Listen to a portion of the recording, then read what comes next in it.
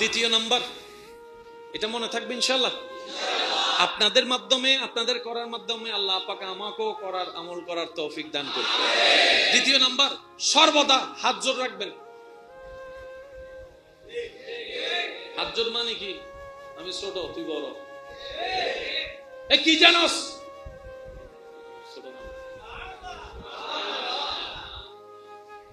এত বড় কলেজের ভার্সিটির এত বড় প্রফেসর হয়ে উনি কিছু জানে না বলছে, তার মানে তুমি আসল জানাগুলাই জানে। বুঝাতে পারছি কথা? আপনি যখন বিনয়ী থাকবেন, নম্র থাকবেন, আপনার আওয়াজ সব থাকবে, চোখ নিচে থাকবে, রব্বুল আলামিন এই দৃশ্যগুলো দেখতে বেশি পছন্দ করে। সুবহানাল্লাহ। মনে রাখবেন, আল্লাহ চায় না কেউ জাহান্নামে যাক, আল্লাহ চায় আল্লাহর প্রত্যেকটা বান্দা জান্নাতে যাক। সুবহানাল্লাহ। তাই তো রব্বুল আলামিন আমাদের বাঁচার জন্য, আমাদেরকে বাঁচানোর জন্য হাজারটা রাস্তা করে দিয়েছেন, হাজারটা রাস্তা। মুসা আলাইহিস সালামের একটা উম্মত হাশরের ময়দানে নবী রাহমাতুল লিল আলামিন বলছেন, নবী রাহমাতুল লিল আলামিন হাদিসে পাকে বলছেন, মুসা আলাইহিস সালামের একজন উম্মত হাশরের ময়দানে যাবে, যাওয়ার পরে আল্লাহ তাআলা ওনাকে একটা একটা করে ওনার জীবনের গুনাহের কথাগুলো স্মরণ করাই দিবে। অমুক সালের এত মাসের এত তারিখ গুনাহ এটা করছস, বান্দা বলবে যে আল্লাহ করছি, ভুল করে ফেলছি।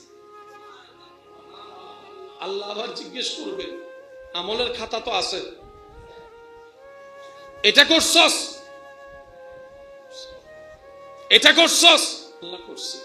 এভাবে তার সব গুনার কথা আল্লাহ স্মরণ করাই দিবে।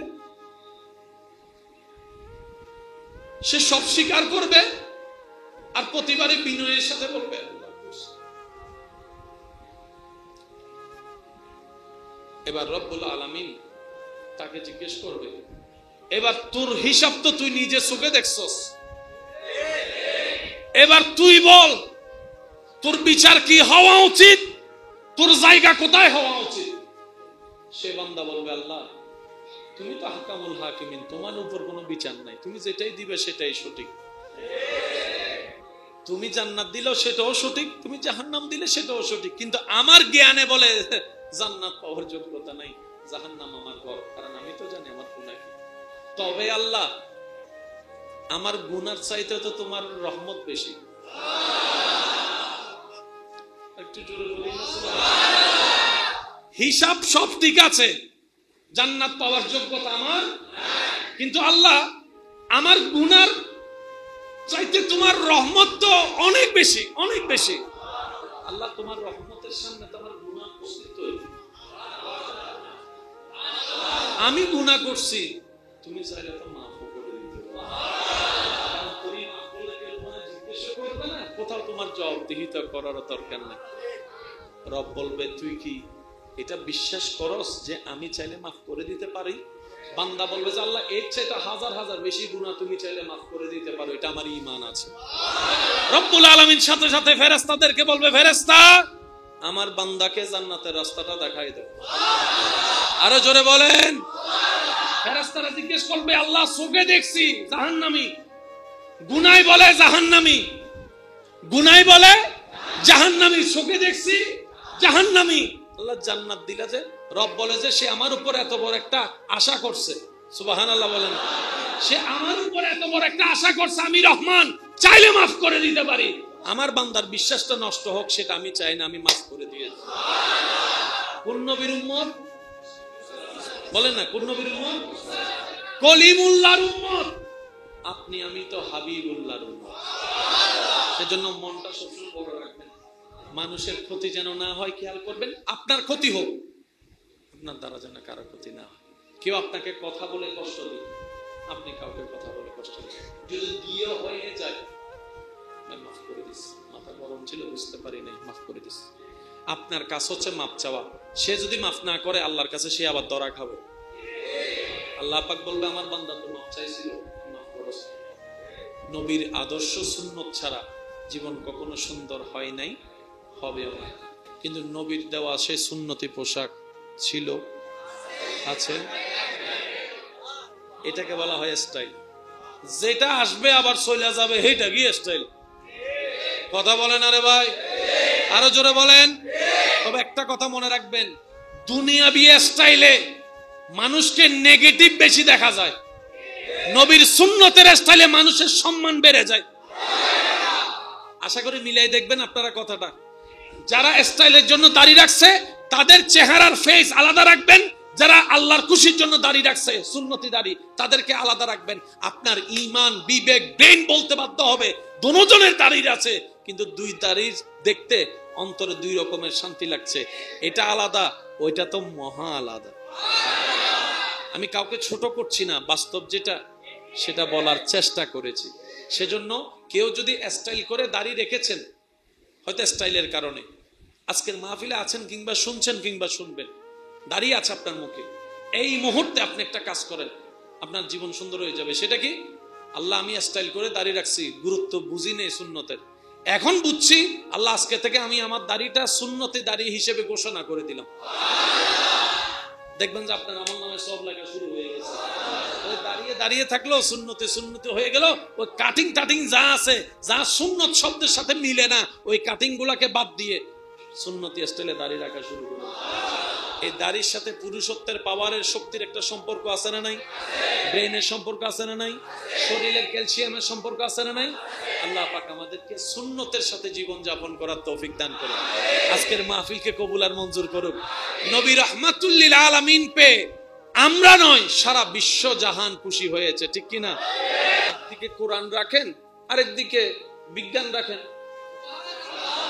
বিজ্ঞান কি জিনিস জানেন? আল্লাহু আকবার। বিজ্ঞান হচ্ছে যে আছে যা তা আবিষ্কার করা। বিজ্ঞান সৃষ্টি করতে পারে কোথাও আল্লাহ স্বর্ণের খনি সৃষ্টি করেছেন, বিজ্ঞানের কাজ হচ্ছে সে যা সেটা খুঁজে বের করা। বিজ্ঞানের কাজ হচ্ছে খুঁজে বের করা, সৃষ্টি করা স্রষ্টার কাজ। সুবহানাল্লাহ বলি না ভাই? বিজ্ঞান কাজটা কি করে জানেন?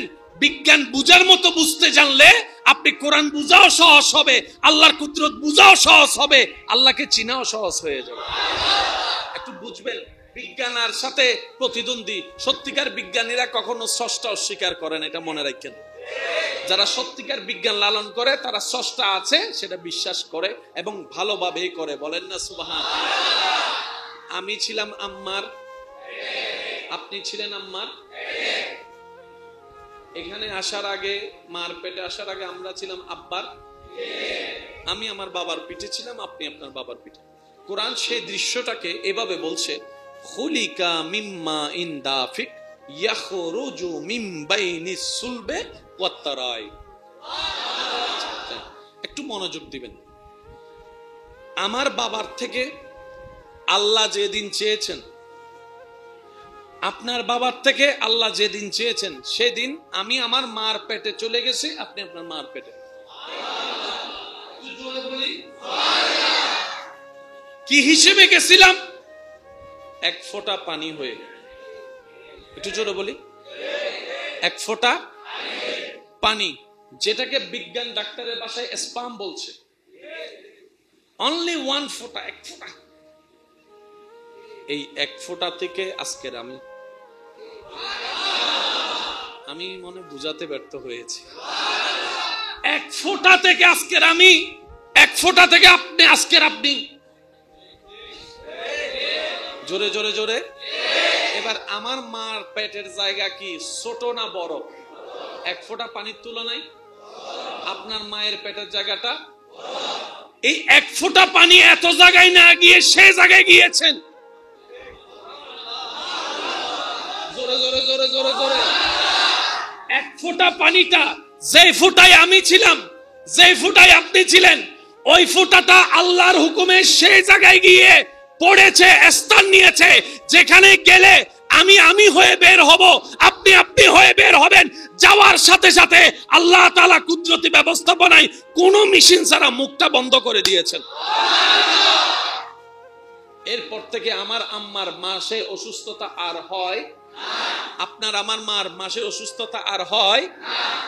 এবার এক ফোঁটা পানি সেই জায়গার ভিতরে, উপরে মুখ বন্ধ।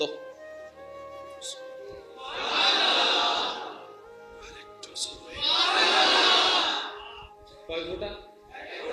আমি সবার মনোযোগ চাচ্ছি, কয় ফোঁটা? একটা টিস্যু দিয়ে তো গাম মুছার একটা কাজ করতে পারবেন। এই টুরদি কি করি তারি বাবাই হসাই আর ভাই হব তোর গাল নয়, তুই গর্গ আর একটা গর একখান টিস্যু দিলে মোটামুটি ফিলার কইলে মুস্তাম দেরি। কাজ করার জন্য উপযুক্ত জিনিস লাগবে না? কি বলেন আপনারা, লাগবে না? রান্না কি বললে হয়ে যায়? ঘরে বাজার নেই, রান্না হবে কেমনে? আগে বাজার তো আনো, তারপরে না রান্না। এবার আমি আপনাদেরকে বলতে থাকবো, আপনারা শুধু শুনে শুনে একটু সুবহানাল্লাহ বলতে থাকবেন, পারবেন ইনশাআল্লাহ? আমি আমার মার পেটে গেলাম, আপনি আপনার মার পেটে গেলেন, এক ফোঁটা পানি হয়ে 40টা দিন যাওয়ার পরে সে পানিটা রক্তপিণ্ড হয়ে গেছে। এই রক্তপিণ্ডের উপর 40 দিন যাওয়ার পরে সেটা গোস্তপিণ্ড হয়ে গিয়েছে। সেই গোস্তপিণ্ড থেকেই আপনার দেহ আমার দেহর পুরো অবয়ব গঠন হয়েছে, যেটা বাচ্চা প্রথম হওয়ার পরে সবাই দেখেছে, আমাকে কিংবা আপনাকে। কয় ফোঁটা? ওই এক ফোঁটা পানি থেকে রক্ত হয়ে গোস্ত হয়ে যে প্রথম অংশটা আপনার তৈরি হয়েছে, যে প্রথম অংশটা মায়ের পেটে আমার তৈরি হয়েছে, সেটার নাম হচ্ছে নাভি। সুবহানাল্লাহ। দুনিয়াতে আসার পরে মা আর সন্তানের সম্পর্কের নাভিটা কি করতে হয়? আরো জোরে বলেন, আরো জোরে বলেন। এবার বুঝবেন বড় বড় রোগের ইনজেকশন কোথায় দেয়? বেগুন চুপ করে বইতে কি বড় বড় রোগের ইনজেকশন কোথায় দেয়? জানে দেয় না কেন? নাভি হচ্ছে সেই প্ল্যাটফর্ম যেখানে আপনার শরীরের সব অঙ্গের সাথে ডাইরেক্ট কানেকশন, রগের কানেকশন, রক্তের কানেকশন আছে। এবার আমি বলতে থাকি, আপনারা সুবহানাল্লাহ বলে বলে নেকির পাল্লা ভারী করার চেষ্টা করবেন, পারবেন ইনশাআল্লাহ? যাদের আমার মতো গুনাহ বেশি, সওয়াবের বেশি দরকার, তারা সুবহানাল্লাহ বললেন। আর যারা জান্নাতি হয়ে গেছেন, সুবহানাল্লাহ আর কিল্লে হইতে সওয়াব কিল্লে দরকার। যারা যারা গুনাহগার তারা বলেন সুবহানাল্লাহ। এক বিন্দু পানি আমি মার পেটে, রবকে বললাম পৃথিবীতে চলার জন্য মওলা দুইটা তো চোখ, একটা তো চোখের দরকার আছে। রব বলে যে চিন্তা করিস না, দুইটা চোখ আমি ব্যবস্থা করে দেব। রবকে বললাম ইয়া রব শোনার জন্য তো কানের দরকার। রব বলে যে একটা না, দুইটা কান আমি দিব। আল্লাহ আমার ধরার জন্য হাতের দরকার, এই আঙ্গুলের দরকার, আঙ্গুল দেওয়ার জন্য কবজির দরকার, কবজি ধরার জন্য এই কোনোই দরকার, কোনোর জন্য বাহুর দরকার, বাহুর জন্য একটা বডির দরকার। রব বলে যে সব আমি দিব, তুই টেনশন করিস না।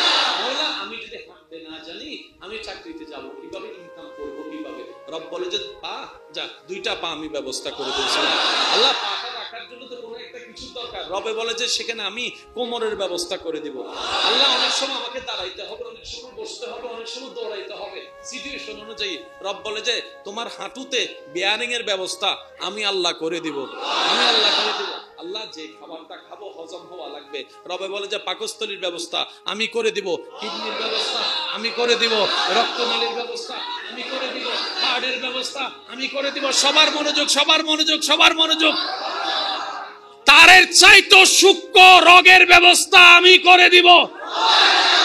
হার্টের রগ আলাদা, ব্রেইনের রগ আলাদা, চোখের নার্ভ আলাদা, এই শরীরের মধ্যে কোটি কোটি কোটি রক্তের বিন্দু, হাজার হাজার লক্ষ রক্তনালী আমি আল্লাহ ব্যবস্থা করে দিব। পানি তো এক ফোঁটা, আমি বোম মারি দিন দেওয়া আওয়াজই শুরু। আল্লাহ পানিটা এক ফোঁটা, এক ফোঁটা পানি দিয়ে তো আমরা নিজের কাপড়ও পরিষ্কার করতে পারি না, এক ফোঁটা পানি দিয়ে আমরা কোনো কাজও লাগাইতে পারি না। রব বলে যে এটাই তো বুঝাইতে চাচ্ছি, জগৎ যেটা পারে না তোদের স্রষ্টা সেটা পারে। এক ফোঁটা পানি দিয়ে তোর দেহের সবকিছু আমি রব ব্যবস্থা করে দিলাম। এবার আসেন, এটা কি যদি টিস্যুটা এই জায়গায় রাখি ফাটার কোনো ব্যবস্থা? যদি টিস্যুটাকে আমি বড় জায়গার মধ্যে রাখি, পুরোটা কভার দিতে চাই, দেখেন কারণ নির্দিষ্ট সীমার বাইরে আপনি যেদিন জন্মগ্রহণ করছেন সেদিন আপনার সারা শরীরের লম্বা কতটুকু ছিল? এক হাত। সে অনুযায়ী চামড়া ছিল। আজকে তো আপনার লম্বা 6 ফুট। কই চামড়ার ফাটটা কই? আরে না না, অনর্গান আছে না। আল্লাহ চামড়া টানলে তো ফাটে। আমার এই চামড়া তো যেদিন জন্ম হয়েছে সেদিনও ছিল। তো বড় হওয়ার সাথে সাথে যে অটোমেটিক হাত বড় হয়েছে, পা বড় হয়েছে, শরীর বড় হয়েছে, চামড়াটা যে খুলেছে।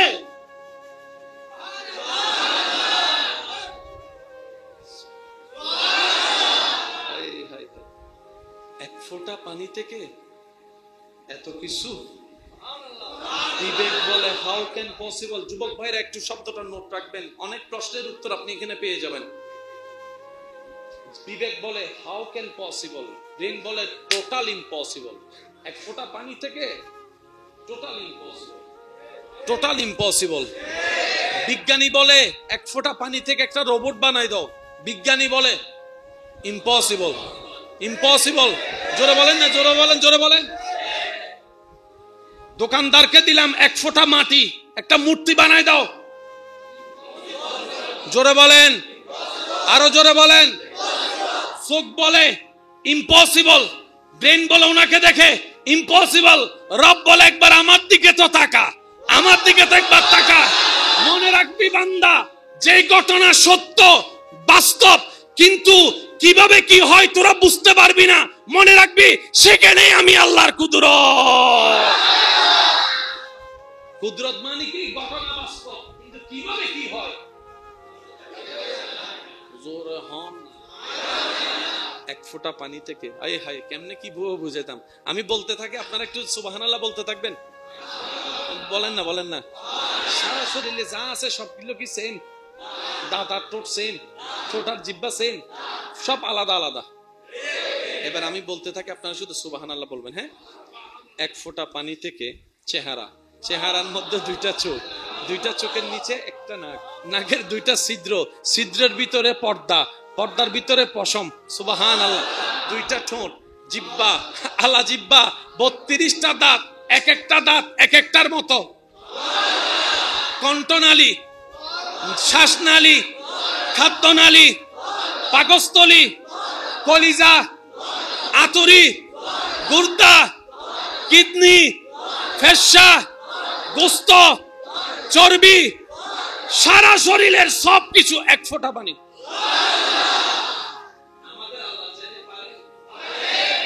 সে আল্লাহ আমাদের নবীকে মেরাজে সারা রাত ঘুরাইছে। সুবহানাল্লাহ না হয়। কোন আল্লাহ যিনি ছোটা দিয়ে সব পারছে, উনি কোরআনে সেটাই বলেছেন। হাই হাই হাই হাই সুবহানাল্লাহ। জান্নাতটা দেখে বলি, মসজিদটা দেখতে অনেক সুন্দর। কি বলবেন? আমি কিন্তু আপনাদেরকে শিখাই দিই নাই অথবা জোরও করি নাই, আপনার যা যেটা মন চায় সেটা বলেন। চেহারাটা দেখতে অনেক সুন্দর। যাক, পেট ভরে খাইলাম। খাওয়া শুরুতে ভেরি গুড। হঠাৎ একটা মানুষ এখানে মারা গেছে,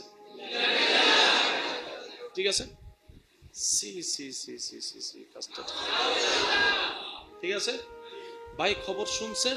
কই কি? আল্লাহ পাথরের ভিতর থেকে সালেহ আলাইহিস সালামের যুগে একটা পাথরের ভিতর থেকে জিন্দা উট বের করেছেন।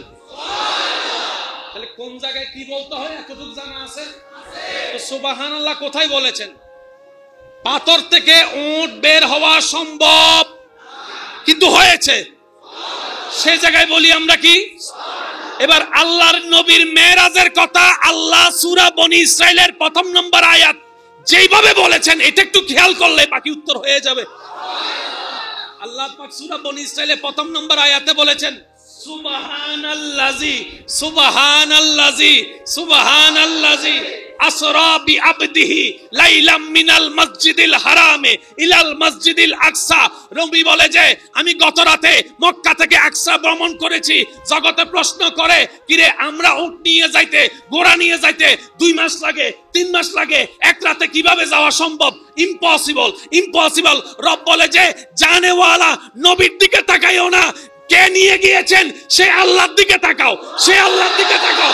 সূরা বনী ইসরাইলের 1 নম্বর আয়াতে রব বলে সুবহানাল্লাযী, আমার নবী যায় নাই, আমি আল্লাহ নিছি।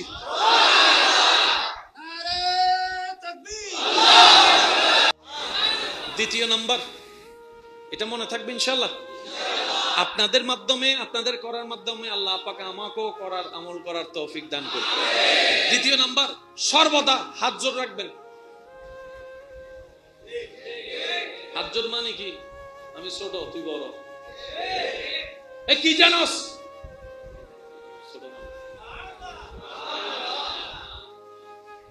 এত বড় কলেজের ভার্সিটির এত বড় প্রফেসর হয়ে উনি কিছু জানে না বলছে, তার মানে তুমি আসল জানাগুলাই জানে। বুঝাতে পারছি কথা? আপনি যখন বিনয়ী থাকবেন, নম্র থাকবেন, আপনার আওয়াজ সব থাকবে, চোখ নিচে থাকবে, রব্বুল আলামিন এই দৃশ্যগুলো দেখতে বেশি পছন্দ করে। সুবহানাল্লাহ। মনে রাখবেন, আল্লাহ চাই না কেউ জাহান্নামে যাক, আল্লাহ চাই আল্লাহর প্রত্যেকটা বান্দা জান্নাতে যাক। সুবহানাল্লাহ। তাই তো রব্বুল আলামিন আমাদের বাঁচার জন্য, আমাদেরকে বাঁচানোর জন্য হাজারটা রাস্তা করে দিয়েছেন, হাজারটা রাস্তা।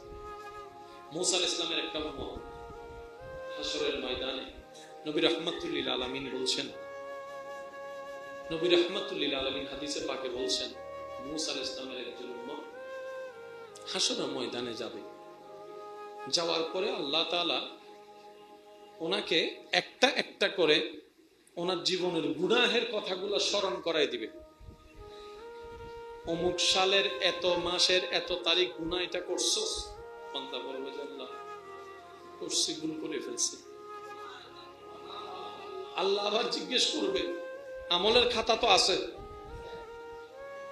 এটা করছস, এটা করছস? আল্লাহ করছি। এভাবে তার সব গুনার কথা আল্লাহ স্মরণ করাই দিবে, সে সব স্বীকার করবে আর প্রতিবারে বিনয়ের সাথে বলবে আল্লাহ করছি। এবার রব্বুল আলামিন তাকে জিজ্ঞেস করবে, এবার তোর হিসাব তো তুই নিজে চোখে দেখছস, এবার তুই বল তোর বিচার কি হওয়া উচিত, তোর জায়গা কোথায় হওয়া উচিত? সে বান্দা বলবে, আল্লাহ তুমি তো আহকামুল হাকিমিন, তোমার উপর কোনো বিচার নাই, তুমি যেটাই দিবে সেটাই সঠিক। তুমি জান্নাত দিলেও সেটাও সঠিক, তুমি জাহান্নাম দিলে সেটাও সঠিক, কিন্তু আমার জ্ঞানে বলে জান্নাত পাওয়ার যোগ্যতা নাই, জাহান্নাম আমার ঘর, কারণ আমি তো জানি আমার গুনাহ কি। তবে আল্লাহ আমার গুনার চাইতে তো তোমার রহমত বেশি। একটু জোরে বলি না সুবহানাল্লাহ। হিসাব সব ঠিক আছে, জান্নাত পাওয়ার যোগ্যতা আমার, কিন্তু আল্লাহ আমার গুনার চাইতে তোমার রহমত তো অনেক বেশি, অনেক বেশি। আল্লাহ তোমার রহমতের সামনে তো আমার গুনাহ উপস্থিত হয়েছে। আমি গুনাহ করছি, তুমি চাইলে তো মাফ করে দিতে পারো। তুমি আপনাকে জিজ্ঞেস করবে না, কোথাও তোমার জবাবদিহিতা করার দরকার নেই। রব বলবে, তুই কি এটা বিশ্বাস করস যে আমি চাইলে মাফ করে দিতে পারি? বান্দা বলবে যে আল্লাহ এর চাইতে হাজার হাজার বেশি গুনাহ তুমি চাইলে মাফ করে দিতে পারো, এটা আমার ঈমান আছে। রব্বুল আলামিন সাথে সাথে ফেরেশতাদেরকে বলবে, ফেরেশতা আমার বান্দাকে জান্নাতের রাস্তাটা দেখাই দাও। আরো জোরে বলেন। ফেরেশতারা জিজ্ঞেস করবে, আল্লাহ চোখে দেখছি জাহান্নামী, গুনাহ বলে জাহান্নামী, গুনাহ বলে জাহান্নামী, চোখে দেখছি জাহান্নামী। আল্লাহ জান্নাত দিলা যে, রব বলে যে সে আমার উপর এত বড় একটা আশা করছে। সুবহানাল্লাহ বলেন। সে আমার উপর এত বড় একটা আশা করছে, আমি রহমান, চাইলে মাফ করে দিতে পারি। আমার বান্দার বিশ্বাসটা নষ্ট হোক সেটা আমি চাই না, আমি মাফ করে দিয়েছি। কোন নবীর উম্মত বলেন না, কোন নবীর উম্মত? কলিমুল্লাহর উম্মত। আপনি আমি তো হাবিবুল্লাহর উম্মত। সেজন্য মনটা সবসময় বড় রাখবেন, মানুষের ক্ষতি যেন না হয় খেয়াল করবেন, আপনার ক্ষতি হোক, আপনার দ্বারা যেন কারো ক্ষতি না হয়। কেউ আপনাকে কথা বলে কষ্ট দিন, আপনি কাউকে কথা বলে কষ্ট দিন, যদি দিয়ে হয়ে যায় মাফ করে দিস, মাথা গরম ছিল বুঝতে পারি নাই, মাফ করে দিস। আপনার কাজ হচ্ছে মাফ চাওয়া। সে যদি মাফ না করে আল্লাহর কাছে সে আবার ধরা খাবে। আল্লাহ পাক বলবে, আমার বান্দা তো মাফ চাইছিল, মাফ করস। নবীর আদর্শ সুন্নত ছাড়া জীবন কখনো সুন্দর হয় নাই, হবেও না। মনে রাখবেন, আমরা সবসময় পশ্চিমাদের মতো হতে চাই। সেজন্য কখনো কেউ কল্পনা করে নাই রাস্তাঘাটে ছেলেরা আজকে থেকে 3 বছর আগে উঠে দৃশ্য কেউ কল্পনা এখন হয়ে যাচ্ছে। কারণ মানুষের একটা অভ্যাস কি জানেন, ওই যেটা দেখে সেটার মতো হতে চায়। এটা মানুষের একটা কমন অভ্যাস। মানে আপনি দেখবেন ওই যেটা ভিডিওতে একটা হোন্ডা দেখবে, স্বপ্নে ওইটাই দেখা শুরু, কোন একটা কাপড় দেখলে ওটার প্রতি একটা আগ্রহ কাজ করে। তো যে স্টাইল গুলা ওই ভিডিওতে দেখে বিভিন্ন, ওরা নিজের মধ্যে সেটা কল্পনা করতে শুরু করে। মনে রাখবেন, স্টাইলের মহা স্টাইল হচ্ছে নবী রাহমাতুল্লিল আলামিন। যে স্টাইল কখনো চেঞ্জ করা লাগে না। আজকে যেটা 3 কোয়ার্টার প্যান্ট আছে, 5 বছর আগে এই স্টাইল ছিল, 10 বছর পরে থাকবে। কিন্তু নবীর সুন্নতের প্রত্যেকটা স্টাইল আজকে 1450 বছর ধরে ছিল, আছে, থাকবে। সুবহানাল্লাহ জোরে বলি। যেমন একটা সময় স্টাইল ছিল clean shape, available clean shape. কিছুদিন 2 বছর ধরে দেখা যাচ্ছে, 3 বছর ধরে দেখা যাচ্ছে দাড়ি রাখাটা স্টাইল। কেউ এমনে রাখে, কেউ এমনে রাখে, কেউ এমনে রাখে, কেউ এমনে রাখে। এক একজন এক এক স্টাইলে রাখছে। 6 মাস 7 মাস পরে স্টাইল, ভেবে দেখবেন কথাটা, 6-7 মাস পরে স্টাইল গুলো থাকে, আবার নতুন স্টাইল আসে, আবার নতুন স্টাইল আসে, আবার নতুন স্টাইল আসে। কিন্তু নবীর দেওয়া যে সুন্নতি স্টাইল ছিল, আছে। আরেকটু জোরে বলি। যেমন একটা সময় চুলের স্টাইল ছিল মাঝখান দিয়ে পুষিটা ভালো দিবে এরি, আচ্ছা এখন এটা, এখন এটা, তারপরে এরপর উঠছে কুড়োই বেরি, কুড়ো কুড়ো কুড়োর পরিমাণ এখন তেমন সেটা। এরপর আসছে ইন্দি, না না না, ইন্দির গোড়া হাডিয়ারে সাইড করে ফেলি, শুধু ইন্ডিয়া আছে। এরপর আসি ইন্ডিয়া খাইট, ইন্ডিয়া খাইট চেঞ্জ হচ্ছে হচ্ছে হচ্ছে। আগে ছিল এমনে প্যান্ট, তারপরে আসছে সামান্য একটু জিন্সের প্যান্ট, তারপরে আসছে ম্যাক্স প্যান্ট, তারপরে এসে টাইট প্যান্ট। আরো জোরে বলেন ঠিক কিনা? যেই নবীকে আল্লাহ তাআলা জমিন থেকে মেরাজে নিয়েছেন, सबसे औला आला हमारा नबी, सबसे बाला आला हमारा नबी। সবাই একই আওয়াজে ইয়া নবী ইয়া নবী ইয়া নবী ইয়া নবী ইয়া নবী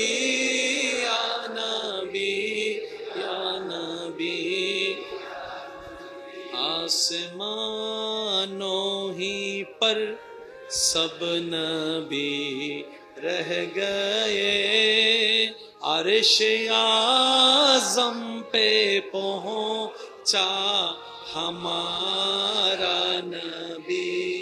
या नबी या नबी या नबी या नबी या नबी सबसे औला आला हमारा नबी, सबसे बाला आला हमारा। उच्च आवाज एक बार बोलें मरहबा। আলিয়া জুমা আছে না? আল্লাহ দিলে আসুন না, মসজিদে চাইুন না, পায়রা হাত আবার হাত তুলে হাত। আগে আগে পরে কিছু আছে না? আগে পরে কিছু আছে না? আল্লাহ ইয়ার রাখেনা পরিবার তৌফিক দাও। বিয়ে ন করে দেন তো 2 রাহাত, ইয়া ফোয়ার বাফগি দেই ও হদ 2 রাহাত। প্রত্যেক বছর 1 রাহাত করে বাড়াইলে তো 2 রাহাত হয়ে যেত। মাথা না বাজে আন্নান হদুল মুসল্লি আছে উইটারে দিয়ে এগারাই ওড়ো একামত দিলে আর কো মিস কল দিস আছে না? কিন্তু আর বদ্দা তো নো বুঝে যতক্ষণ মসজিদে বই তাইব কিচ্ছু নগরক এই বই তাহন আল্লাহ আলাদা সওয়াব দান করে। আর বধু এখানে সালাক আছে ইতারা আয়ের শুধু ফিলার ফোনাইবে দোয়া দেয় দেওয়ালত তো ফিলার দোয়া দেয় আমাদের কিরোটা এদিন জায়গা থাকতে দেখ কেন একদিকে কোরআন রাখেন আরেকদিকে বিজ্ঞান রাখেন। বিজ্ঞান কি জিনিস জানেন? আল্লাহু আকবার। বিজ্ঞান হচ্ছে যে আছে যা তা আবিষ্কার করা। বিজ্ঞান সৃষ্টি করতে পারে কোথাও আল্লাহ স্বর্ণের খনি সৃষ্টি করেছেন, বিজ্ঞানের কাজ হচ্ছে সেটা খুঁজে বের করা। বিজ্ঞানের কাজ হচ্ছে খুঁজে বের করা, সৃষ্টি করা স্রষ্টার কাজ। সুবহানাল্লাহ বলি না ভাই? তো বিজ্ঞানের কাজটা কি করে জানেন? বিজ্ঞান বুঝার মতো বুঝতে জানলে আপনি কোরআন বুঝাও সহজ হবে, আল্লাহর কুদরত বুঝাও সহজ হবে, আল্লাহকে চিনাও সহজ হয়ে যাবে। একটু বুঝবেন বিজ্ঞান আর সাথে প্রতিদ্বন্দ্বী। সত্যিকার বিজ্ঞানীরা কখনো স্রষ্টা অস্বীকার করেন, এটা মনে রাখেন। যারা সত্যিকার বিজ্ঞান লালন করে তারা স্রষ্টা আছে সেটা বিশ্বাস করে এবং ভালোভাবেই করে। বলেন না সুবহানাল্লাহ। আমি ছিলাম আম্মার, আপনি ছিলেন আম্মার। এখানে আসার আগে, মার পেটে আসার আগে আমরা ছিলাম আব্বার। আমি আমার বাবার পিঠে ছিলাম, আপনি আপনার বাবার পিঠে। কোরআন সেই দৃশ্যটাকে এভাবে বলছে, খুলিকা মিম্মা ইন দাফিক ইয়াখরুজু মিন বাইনিস সুলবে ওয়াত তারাই। একটু মনোযোগ দিবেন। আমার বাবার থেকে আল্লাহ যেদিন চেয়েছেন, আপনার বাবার থেকে আল্লাহ যেদিন চেয়েছেন, সেদিন আমি আমার মার পেটে চলে গেছি, আপনি আপনার মার পেটে। কি হিসেবে গেছিলাম? এক ফোঁটা পানি হয়ে। একটু জোরে বলি, এক ফোঁটা পানি, যেটাকে বিজ্ঞান ডাক্তারের ভাষায় স্পাম বলছে। অনলি ওয়ান ফোঁটা, এক ফোঁটা। এই এক ফোঁটা থেকে আজকের আমি মনে বুঝাতে ব্যর্থ হয়েছি। এক ফোঁটা থেকে আজকের আমি, এক ফোঁটা থেকে আপনি, আজকের আপনি। জোরে জোরে জোরে। এবার আমার মার পেটের জায়গা কি ছোট না বড়? এক ফোঁটা পানির তুলনায় আপনার মায়ের পেটের জায়গাটা। এই এক ফোঁটা পানি এত জায়গায় না গিয়ে সে জায়গায় গিয়েছেন। জোরে জোরে জোরে জোরে জোরে।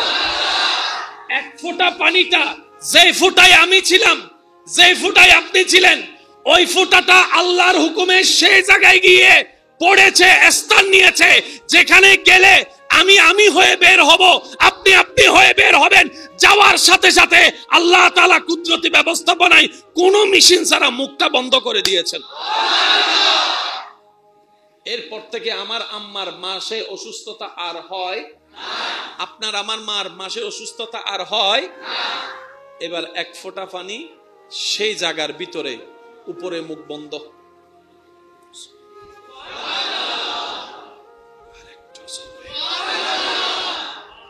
কয় ফোঁটা? আমি সবার মনোযোগ চাচ্ছি। কয় ফোঁটা? একটা টিস্যু দিয়ে তো গাম্মুস আর একটা কাজ করতে পারবেন। এই টুরদি কি করি তারি বাবাই অসাই আর ভাই হব তোর গান লয় তুই গর্গ আর একটা গর একখান টিস্যু দিলে মোটামুটি ফিলার করলে মুস্তান দেরি। কাজ করার জন্য উপযুক্ত জিনিস লাগবে না? কি বলেন আপনারা, লাগবে না? রান্না কি বললে হয়ে যায়? ঘরে বাজার নাই, রান্না হবে কেমনে? আগে বাজার তো আনো, তারপরে না রান্না। এবার আমি আপনাদেরকে বলতে থাকবো, আপনারা শুধু শুনে শুনে একটু সুবহানাল্লাহ বলতে থাকবেন। পারবেন ইনশাআল্লাহ? আমি আমার মার পেটে গেলাম, আপনি আপনার মার পেটে গেলেন, এক ফোঁটা পানি হয়ে 40টা দিন যাওয়ার পরে সেই পানিটা রক্তপিণ্ড হয়ে গেছে। এই রক্তপিণ্ডের উপর 40 দিন যাওয়ার পরে সেটা গোস্তপিণ্ড হয়ে গিয়েছে। সেই গোস্তপিণ্ড থেকেই আপনার দেহ, আমার দেহর পুরো অবয়ব গঠন হয়েছে, যেটা বাচ্চা প্রথম হওয়ার পরে সবাই দেখেছে, আমাকে কিংবা আপনাকে। কয় ফোঁটা? ওই এক ফোঁটা পানি থেকে রক্ত হয়ে গোস্ত হয়ে যে প্রথম অংশটা আপনার তৈরি হয়েছে, যে প্রথম অংশটা মায়ের পেটে আমার তৈরি হয়েছে, সেটার নাম হচ্ছে নাভি। দুনিয়াতে আসার পরে মা আর সন্তানের সম্পর্কের নাভিটা কি করতে হয়? আরো জোরে বলেন, আরো জোরে বলেন। এবার বুঝবেন বড় বড় রোগের ইনজেকশন কোথায় দেয়? বেগুন চুপ করে বই থেকে বড় বড় রোগের ইনজেকশন কোথায় দেয়? জানে যায় না কেন? নাভি হচ্ছে সেই প্ল্যাটফর্ম যেখানে আপনার শরীরের সব অঙ্গের সাথে ডাইরেক্ট কানেকশন, রোগের কানেকশন, রক্তের কানেকশন আছে। এবার আমি বলতে থাকি, আপনারা সুবহানাল্লাহ বলে বলে নেকির পাল্লা ভারী করার চেষ্টা করবেন। পারবেন ইনশাআল্লাহ?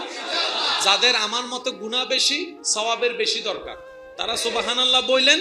আর যারা জান্নাতি হয়ে গেছেন, সুবহানাল্লাহ আর কিল্লে হইতে সওয়াব কিল্লে দরকার। যারা যারা গুনাহগার তারা বলেন সুবহানাল্লাহ। এক বিন্দু পানি আমি মার পেটে, রবকে বললাম পৃথিবীতে চলার জন্য মওলা দুইটা তো চোখ, একটা তো চোখের দরকার আছে। রব বলে যে চিন্তা করিস না, দুইটা চোখ আমি ব্যবস্থা করে দেব। রবকে বললাম ইয়া রব শোনার জন্য তো কানের দরকার। রব বলে যে একটা না দুইটা কান আমি দিব। আল্লাহ আমার ধরার জন্য হাতের দরকার, এই আঙ্গুলের দরকার, আঙ্গুল দেওয়ার জন্য কবজির দরকার, কবজি ধরার জন্য এই কোনোই দরকার, কোনোর জন্য বাহুর দরকার, বাহুর জন্য একটা বডির দরকার। রব বলে যে সব আমি দিব, তুই টেনশন করিস না। মওলা আমি যদি হাঁটতে না জানি, আমি চাকরিতে যাব কিভাবে, ইনকাম করব কিভাবে? রব বলে যে পা যা, দুইটা পা আমি ব্যবস্থা করে দিয়েছি। আল্লাহ পাটা রাখার জন্য তো কোনো একটা কিছু দরকার, রবে বলে যে সেখানে আমি কোমরের ব্যবস্থা করে দিব। আল্লাহ অনেক সময় আমাকে দাঁড়াইতে হবে, অনেক সময় বসতে হবে, অনেক সময় দৌড়াইতে হবে, সিচুয়েশন অনুযায়ী। রব বলে যে তোমার হাঁটুতে বিয়ারিং এর ব্যবস্থা আমি আল্লাহ করে দিব, আমি আল্লাহ করে দিব। আল্লাহ যে খাবারটা খাবো হজম হওয়া লাগবে, রবে বলে যে পাকস্থলীর ব্যবস্থা আমি করে দিব, কিডনির ব্যবস্থা আমি করে দিব, রক্তনালীর ব্যবস্থা আমি করে দিব, হার্টের ব্যবস্থা আমি করে দিব। সবার মনোযোগ, সবার মনোযোগ, সবার মনোযোগ। তারের চাইতো সূক্ষ্ম রোগের ব্যবস্থা আমি করে দিব। হার্টের রোগ আলাদা, ব্রেইনের রোগ আলাদা, চোখের নার্ভ আলাদা, এই শরীরের মধ্যে কোটি কোটি কোটি রক্তের বিন্দু, হাজার হাজার লক্ষ রক্তনালী আমি আল্লাহ ব্যবস্থা করে দিব। আল্লাহ পানি তো এক ফোঁটা, আমি বোম মারি দিম দেবা আওয়াজ আল্লাহ পানি তো এক ফোঁটা, এক ফোঁটা পানি দিয়ে তো আমরা নিজের কাপড়ও পরিষ্কার করতে পারি না, এক ফোঁটা পানি দিয়ে আমরা কোন কাজও লাগাইতে পারি না। রব বলে যে এটাই তো বুঝাইতে চাচ্ছি, জগৎ যেটা পারে না তোদের স্রষ্টা সেটা পারে। এক ফোঁটা পানি দিয়ে তোর দেহের সবকিছু আমি রব ব্যবস্থা করে দিলাম। এবার আসেন, এটা কি? যদি টিস্যুটা এই জায়গায় রাখি ফাটার কোনো ব্যবস্থা, যদি টিস্যুটাকে আমি বড় জায়গার মধ্যে রাখি, পুরোটা কভার দিতে চাই, দেখেন কারণ নির্দিষ্ট সীমার বাইরে। আপনি যেদিন জন্মগ্রহণ করছেন সেদিন আপনার সারা শরীরের লম্বা কতটুকু ছিল? এক হাত। সে অনুযায়ী চামড়া ছিল। আজকে তো আপনার লম্বা 6 ফুট। কই চামড়ার ফাটটা কই? আরে না না অনর্গান আছে না। আল্লাহ চামড়া টানলে তো ফাটে। আমার এই চামড়া তো যেদিন জন্ম হয়েছে সেদিনও ছিল। তো বড় হওয়ার সাথে সাথে যে অটোমেটিক হাত বড় হয়েছে, পা বড় হয়েছে, শরীর বড় হয়েছে, চামড়াটা যে খুলেছে।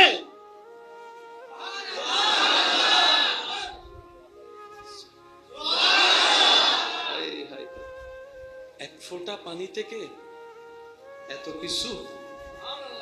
বিবেক বলে হাউ ক্যান পসিবল। যুবক ভাইরা একটু শব্দটা নোট রাখবেন, অনেক প্রশ্নের উত্তর আপনি এখানে পেয়ে যাবেন। বিবেক বলে হাউ ক্যান পসিবল, ব্রেন বলে টোটাল ইম্পসিবল। এক ফোঁটা পানি থেকে টোটাল ইম্পসিবল, টোটাল ইম্পসিবল। বিজ্ঞানী বলে এক ফোঁটা পানি থেকে একটা রোবট বানাই দাও, বিজ্ঞানী বলে ইম্পসিবল। ইম্পসিবল। জোরে বলেন না, জোরে বলেন, জোরে বলেন। দোকানদারকে দিলাম 1 ফোঁটা মাটি, একটা মূর্তি বানায় দাও। জোরে বলেন, আরো জোরে বলেন। চোখ বলে ইম্পসিবল, ব্রেন বলে ওনাকে দেখে ইম্পসিবল, রব বলে একবার আমার দিকে তো তাকা, আমার দিকে তো একবার তাকা। মনে রাখবি বান্দা, যে ঘটনা সত্য বাস্তব, কিন্তু কিভাবে কি হয় তোরা বুঝতে পারবি না।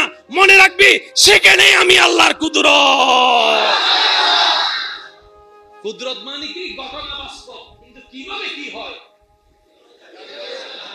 জোরে হন না।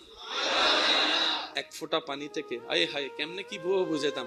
আমি বলতে থাকি, আপনারা একটু সুবহানাল্লাহ বলতে থাকবেন। বলেন না, বলেন না। সারা শরীরে যা আছে সবগুলো কি সেম? দাঁত আর ঠোঁট সেম, ঠোঁট আর জিহ্বা সেম, সব আলাদা আলাদা। এবার আমি বলতে থাকি, আপনারা শুধু সুবহানাল্লাহ বলবেন। হ্যাঁ, 1 ফোঁটা পানি থেকে চেহারা, চেহারার মধ্যে 2টা চোখ, 2টা চোখের নিচে একটা নাক, নাকের 2টা ছিদ্র, ছিদ্রের ভিতরে পর্দা, পর্দার ভিতরে পশম। সুবহানাল্লাহ।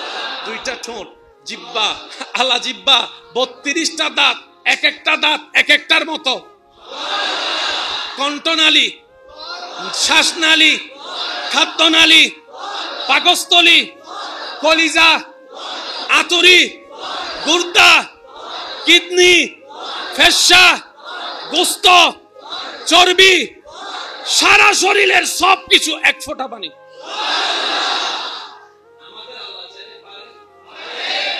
সে আল্লাহ আমাদের নবীকে মেরাজে সারা রাত ঘুরাইছে। সুবহানাল্লাহ না হয়? কোন আল্লাহ যিনি 1 ফোঁটা দিয়ে সব পারছে? উনি কোরআনে সেটাই বলেছেন। হাই হাই হাই হাই, সুবহানাল্লাহ। জান্নাতটাকে বলি, মসজিদটা দেখতে অনেক সুন্দর, কি বলবেন? আমি কিন্তু আপনাদেরকে শিখাই দিই নাই অথবা জোরও করি নাই, আপনার যা যেটা মন চায় সেটা বলেন। চেহারাটা দেখতে অনেক সুন্দর, যাক পেট ভরে খাইলাম। খাওয়া শুরুতে ভেরি গুড। হঠাৎ একটা মানুষ এখানে মারা গেছে, ঠিক আছে? ঠিক আছে ভাই, খবর শুনছেন? কই কি? আল্লাহ পাথরের ভিতর থেকে সালেহ আলাইহিস সালামের যুগে একটা পাথরের ভিতর থেকে জিন্দা উট বের করেছেন। তাহলে কোন জায়গায় কি বলতে হয় এতটুকু জানা আছে? সুবহানাল্লাহ কোথায় বলেছেন? পাথর থেকে উট বের হওয়া সম্ভব, কিন্তু হয়েছে। সে জায়গায় বলি আমরা কি? এবার আল্লাহর নবীর মেরাজের কথা আল্লাহ সূরা বনী ইসরাইলের 1 নম্বর আয়াত যেইভাবে বলেছেন, এটা একটু খেয়াল করলে বাকি উত্তর হয়ে যাবে। আল্লাহ পাক সূরা বনী ইসরাইলের 1 নম্বর আয়াতে বলেছেন, সুবহানাল্লাযী সুবহানাল্লাযী সুবহানাল্লাযী আসরা বিআবদিহি লাইলাম মিনাল মসজিদিল হারামে ইলাল মসজিদিল আকসা। নবী বলে যে আমি গত রাতে মক্কা থেকে আকসা ভ্রমণ করেছি। জগতে প্রশ্ন করে, কিরে আমরা উট নিয়ে যাইতে, ঘোড়া নিয়ে যাইতে 2 মাস লাগে, 3 মাস লাগে, এক রাতে কিভাবে যাওয়া সম্ভব? Impossible, impossible. রব বলে যে জানেওয়ালা নবীর দিকে তাকাইও না, কে নিয়ে গিয়েছেন সে আল্লাহর দিকে তাকাও, সে আল্লাহর দিকে তাকাও। সূরা বনী ইসরাইলের 1 নম্বর আয়াতে রব বলে সুবহানাল্লাযী, আমার নবী যায় নাই, আমি আল্লাহ নিছি।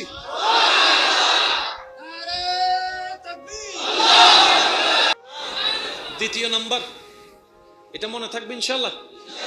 আপনাদের মাধ্যমে, আপনাদের করার মাধ্যমে আল্লাহ পাক আমাকেও করার, আমল করার তৌফিক দান করুন। দ্বিতীয় নাম্বার, সর্বদা হাত জোর রাখবেন। হাত জোর মানে কি? আমি ছোট, তুই বড়, এই কি জানোস?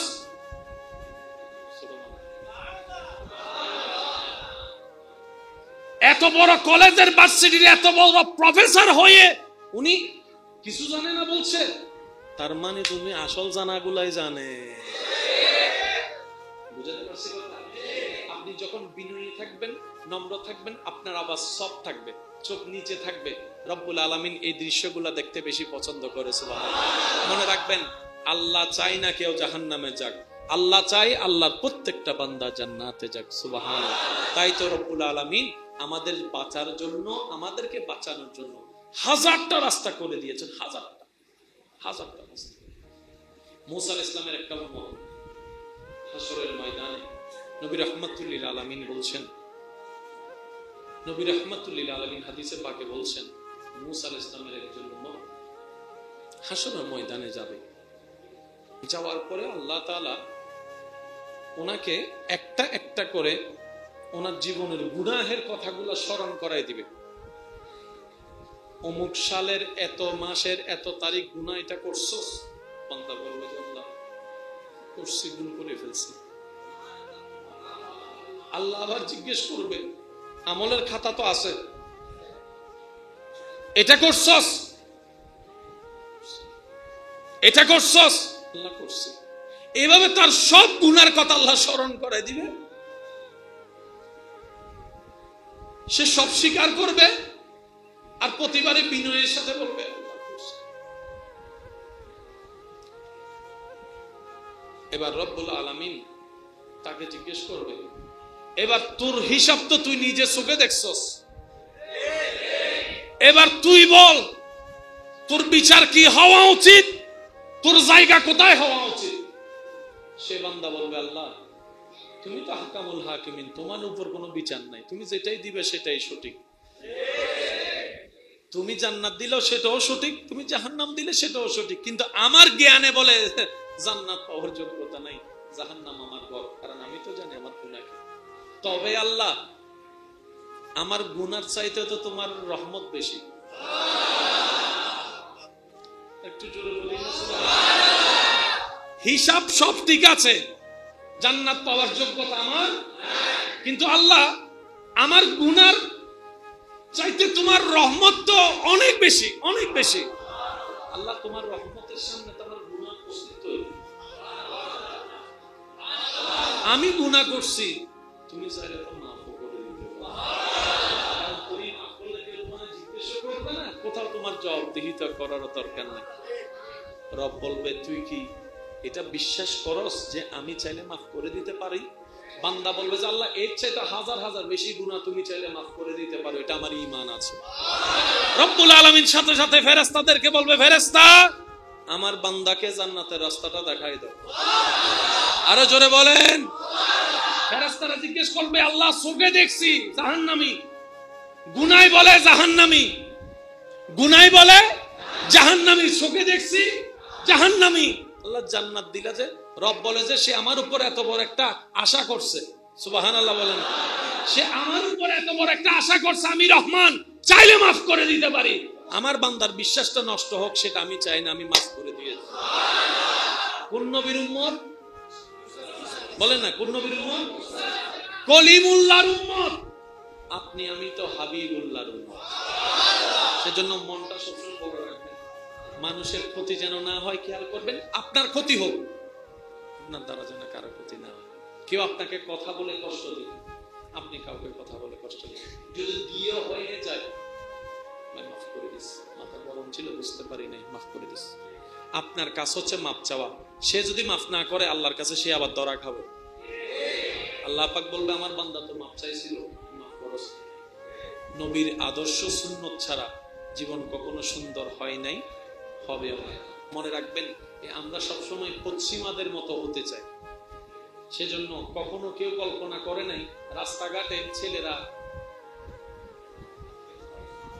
আজকে থেকে 3 বছর আগে দৃশ্য কেউ কল্পনা এখন হয়ে যাচ্ছে। কারণ মানুষের একটা অভ্যাস কি জানেন, ওই যেটা দেখে সেটার মতো হতে চায়, এটা মানুষের একটা কমন অভ্যাস। মানে আপনি দেখবেন ওই যেটা ভিডিওতে একটা হোন্ডা দেখবে, স্বপ্নে ওইটাই দেখা শুরু, কোন একটা কাপড় দেখলে ওটার প্রতি একটা আগ্রহ কাজ করে। তো যে স্টাইলগুলো ওই ভিডিওতে দেখে বিভিন্ন, ওরা নিজের মধ্যে সেটা কল্পনা করতে শুরু করে। মনে রাখবেন স্টাইলের মহা স্টাইল হচ্ছে নবী রাহমাতুল লিল আলামিন। যে স্টাইল কখনো চেঞ্জ করা লাগে না। আজকে যেটা 3 কোয়ার্টার প্যান্ট আছে, 5 বছর আগে স্টাইল ছিল, 10 বছর পরে থাকবে। কিন্তু নবীর সুন্নতের প্রত্যেকটা স্টাইল আজকে 1450 বছর ধরে ছিল, আছে, থাকবে। সুবহানাল্লাহ জোরে বলি। যেমন একটা সময় স্টাইল ছিল clean shape, available clean shape. কিছুদিন 2 বছর ধরে দেখা যাচ্ছে, 3 বছর ধরে দেখা যাচ্ছে দাড়ি রাখাটা স্টাইল। কেউ এমনে রাখে, কেউ এমনে রাখে, কেউ এমনে রাখে, কেউ এমনে রাখে, এক একজন এক এক স্টাইলে আছে। 6 মাস 7 মাস পরে স্টাইল ভেবে দেখবেন কথাটা, 6-7 মাস পরে স্টাইল গুলো থাকে, আবার নতুন স্টাইল আসে, আবার নতুন স্টাইল আসে, আবার নতুন স্টাইল আসে। কিন্তু নবীর দেওয়া যে সুন্নতি স্টাইল ছিল, আছে। আরেকটু জোরে বলি, যেমন একটা সময় চুলের স্টাইল ছিল মাঝখান দিয়ে সিধা ভাড়া দিবে এরি আচ্ছা, এখন এটা, এখন এটা, তারপরে এরপর উঠছে কুড়োই বেরি, কুড়ো কুড়ো কুড়ো ফৈরুনান, এখন তেমন সেটা। এরপর আসছে ইন্দি, না না না, ইন্দি করে হাডিয়ে সাইড করে ফেলি, শুধু ইন্ডিয়া আছে। এরপর আসি ইন্ডিয়া খাইট, ইন্ডিয়া খাইট চেঞ্জ হচ্ছে হচ্ছে হচ্ছে। আগে ছিল এমনে প্যান্ট, তারপরে আসছে সামান্য একটু জিন্সের প্যান্ট, তারপরে আসছে ম্যাক্স প্যান্ট, তারপরে এসে টাইট প্যান্ট। কিন্তু নবীর দেওয়া সে সুন্নতি পোশাক ছিল, আছে। এটাকে বলা হয় স্টাইল। যেটা আসবে আবার চলে যাবে, এটা কি স্টাইল? কথা বলেন আরে ভাই, আরো জোরে বলেন। তবে একটা কথা মনে রাখবেন, দুনিয়াবি স্টাইলে মানুষকে নেগেটিভ বেশি দেখা যায়, নবীর সুন্নতের স্টাইলে মানুষের সম্মান বেড়ে যায়। আশা করি মিলাই দেখবেন আপনারা কথাটা। যারা স্টাইলের জন্য দাড়ি রাখছে তাদের চেহারার ফেস আলাদা রাখবেন, যারা আল্লাহর খুশির জন্য দাড়ি রাখছে সুন্নতি দাড়ি, তাদেরকে আলাদা রাখবেন। আপনার ঈমান, বিবেক, ব্রেন বলতে বাধ্য হবে দুজনের দাড়ি আছে, কিন্তু দুই দাড়ির দেখতে অন্তরে 2 রকমের শান্তি লাগছে। এটা আলাদা, ওইটা তো মহা আলাদা। আমি কাউকে ছোট করছি না, বাস্তব যেটা সেটা বলার চেষ্টা করেছি। সেজন্য কেউ যদি স্টাইল করে দাড়ি রেখেছেন, হয়তো স্টাইলের কারণে আজকের মাহফিলে আছেন কিংবা শুনছেন কিংবা শুনবেন, দাঁড়িয়ে আছে আপনার মুখে, এই মুহূর্তে আপনি একটা কাজ করেন, আপনার জীবন সুন্দর হয়ে যাবে। সেটা কি? আল্লাহ আমি স্টাইল করে দাড়ি রাখছি, গুরুত্ব বুঝি নেই সুন্নতের, এখন বুঝছি, আল্লাহ আজকে থেকে আমি আমার দাড়িটা সুন্নতি দাড়ি হিসেবে ঘোষণা করে দিলাম। দেখবেন যে আপনার আমল নামে সব লেখা শুরু হয়ে গেছে। ওই দাঁড়িয়ে দাঁড়িয়ে থাকলো সুন্নতি সুন্নতি হয়ে গেল। ওই কাটিং টাটিং যা আছে, যা সুন্নত শব্দের সাথে মিলে না, ওই কাটিং গুলাকে বাদ দিয়ে সুন্নতি স্টাইলে দাড়ি রাখা শুরু করলো। এই দাড়ির সাথে পুরুষত্বের পাওয়ারের শক্তির একটা সম্পর্ক আছে না নাই? ব্রেনের সম্পর্ক আছে না নাই? শরীরের ক্যালসিয়ামের সম্পর্ক আছে না নাই? আল্লাহ পাক আমাদেরকে সুন্নতের সাথে জীবন যাপন করার তৌফিক দান করুন। আজকের মাহফিলকে কবুল আর মঞ্জুর করুক। নবী রাহমাতুল লিল আলামিন পে আমরা নয়, সারা বিশ্ব জাহান খুশি হয়েছে, ঠিক কি না? আরো জোরে বলেন ঠিক কি না? যেই নবীকে আল্লাহ তাআলা জমিন থেকে মেরাজে নিয়েছেন, सबसे औला आला हमारा नबी, सबसे वाला आला हमारा नबी।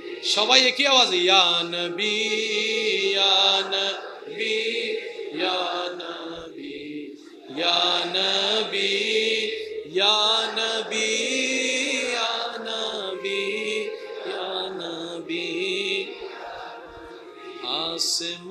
आसमानों ही पर सब नबी रह गए, अर्श आज़म पे पहुंचा हमारा नबी। या नबी या नबी या नबी या नबी या नबी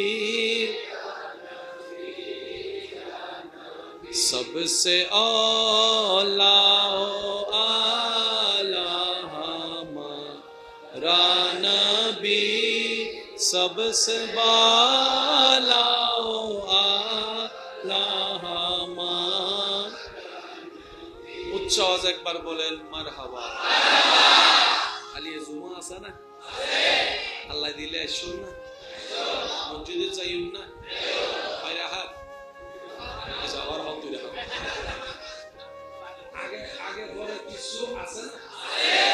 আগে পরে কিছু আছে না? আল্লাহ ইয়ার আর একখানা পরিবার তৌফিক দাও। বিয়ে ন করে দে তো 2 রাহাত ইয়া ফোয়ার বাফকি দেই ও হদ্দ 2 রাহাত প্রত্যেক বছর 1 রাহাত করে বাড়াইলে তো 2 রাহাত হয়ে যেত মাথা না বাজে আন্নান হদুল মুসল্লি আছে উইতরে দিয়ে গরারাই ওড়ো একামত দিলে আর কো মিস কল দিস আছে না? কিন্তু আর বদ্দা তো নো বুঝে যতক্ষণ মসজিদে বই তাইব কিচ্ছু না করক এই বইটা হনলে আল্লাহ আলাদা সওয়াব দান করে। আর হদুল একখানা সালাক আছে ইতারা আইয়েরে শুধু ফিলারর শোনাইবে দোয়া দেয়